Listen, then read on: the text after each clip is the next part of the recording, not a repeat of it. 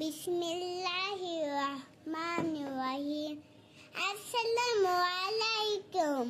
কেমন আছেন সবাই? আমরা সবাই ভালো আছি আইজা। আচ্ছা, এখন আমরা আজকে রান্না করব হচ্ছে গিয়ে হাঁসের মাংস।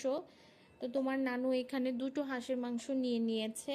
মাম্মি, হাঁসের মাংস রান্না করতে কি কি লাগে?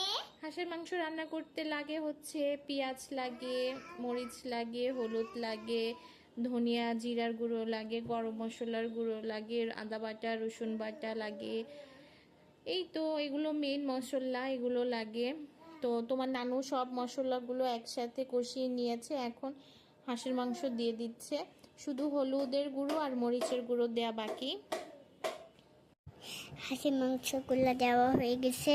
এখন নানু হাঁসের মাংসগুলো নিয়েছে গোল লাল টমেটোগুলো দেখা যাচ্ছে। লাল লাল টমেটোগুলো দেখা যাচ্ছে।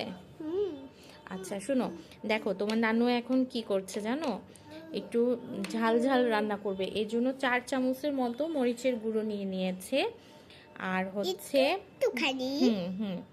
আর হচ্ছে এখন হলুদের গুঁড়ো নিয়ে নিচ্ছে। এটা কি করবে জানো, পানি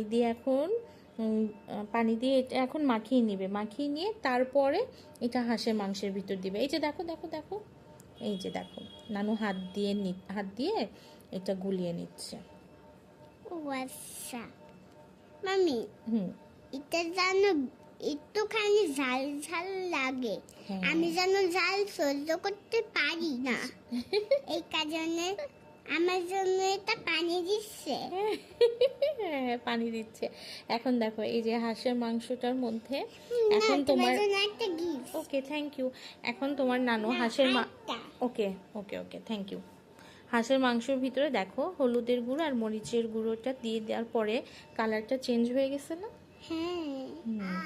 এখন এটা সুন্দর করে কষাতে হবে, তাহলে আমরা একটু কষিয়ে নিই। ওকে, আমাদের হাঁসের মাংস প্রায় হয়ে আসছে। হ্যাঁ, আমাদের হাঁসের মাংসটা প্রায় হয়ে আসছে, বলতে আমাদের হাঁসের মাংসটা রান্না হয়েই গেছে। তো মাঝখানে আম্মু পানি দিয়েছিল, তো সেই ক্লিপটা আমি নিতে পারিনি, আমি বাসায় চলে গেছিলাম। তো আমার বাসা কিন্তু আম্মুর বাসার কাছেই। তো এই যে আমাদের হাঁসের মাংস রান্না শেষ, এখন আমরা বাটিতে বেড়ে নিব।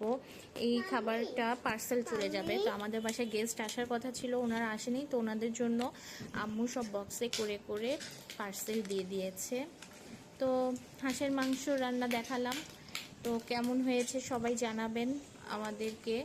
তো আইজা তুমি কিছু বলবা, আল্লাহ হাফেজ দিয়ে দাও। ওকে মাম্মি, আল্লাহ হাফেজ।